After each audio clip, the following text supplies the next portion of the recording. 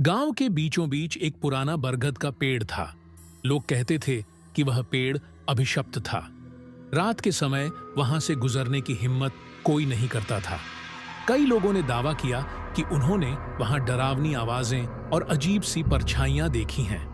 रमेश, जो हाल ही में गांव में आया था, इन बातों पर विश्वास नहीं करता था। उसने सोचा कि ये सब सिर्फ मनगढ़ंत कहानियां हैं।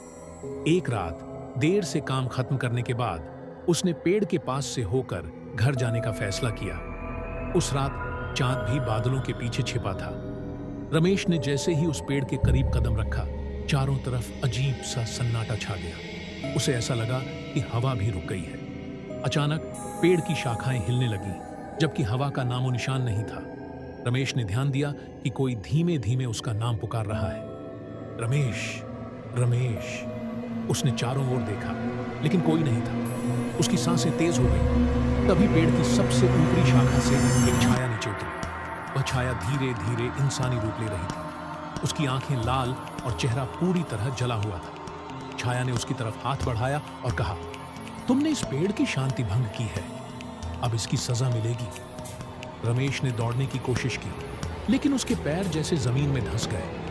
अचानक छाया ने जोर से चीख मारी और रमेश का होश उड़ गया। अगली सुबह गांव वालों ने रमेश को उसी पेड़ के नीचे बेहोश पाया।